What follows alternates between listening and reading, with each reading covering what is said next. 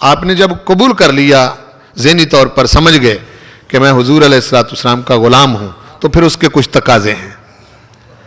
ان تقاضوں میں سے پہلا تقاضا یہ ہے, اب یہ آپ کا تعلق دنیا کے کسی انسان کے ساتھ نہیں بن سکتا جو میں بتانے لگا ہوں. کوئی جتنا بھی آپ کا قریبی اس کے ساتھ یہ تعلق نہیں بن سکتا. غور کریں میں جو ذکر کرنے لگا ہوں. ارشاد فرمایا قرآن مجید میں, فلا وربک, اے پیارے حبیب تیرے رب کی قسم ہے, لا یؤمنون, لوگ ایمان والے ہو نہیں سکتے, حتی یحکموک, جب تجھے اپنا حاکم نہ مان لیں.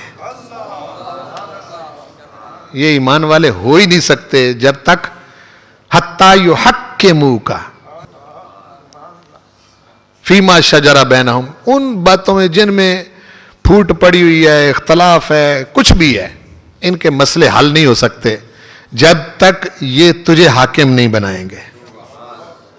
الجھے رہیں گے. سمجھ آ رہی نا جی, کبھی ادھر جائیں گے کبھی ادھر جائیں گے. تو فرمایا کہ یہ ایمان والے ہو نہیں سکتے,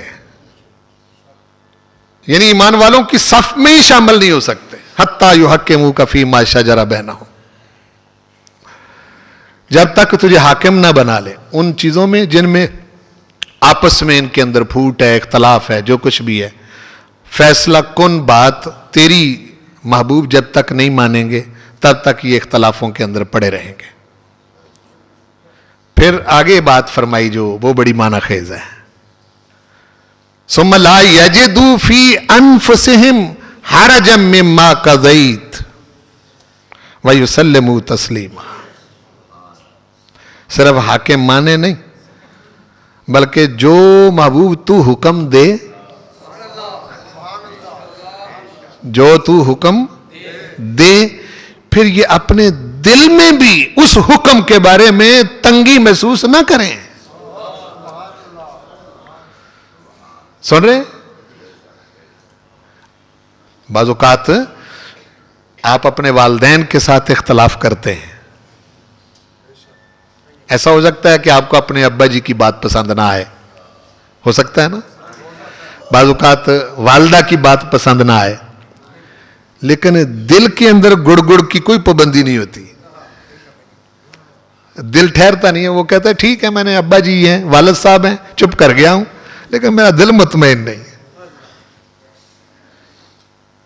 ایسا ہے نا جی. آپ جب مثال کے طور پر آپ کی والدہ کوئی بات کرتی ہو, کہتے ہیں جی ٹھیک ہے والدہ ہیں, کیا کہنا ہے, خاموش ہو گیا ہوں, لیکن وہ دل کے اندر سے جو گڑ گڑ ہے وہ نہیں جاتی.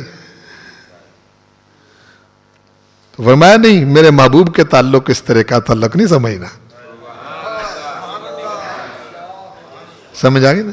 یہ دل کی گڑ گڑ بھی نکالنی ہے, یہ بھی نہیں ہونی چاہیے بالکل.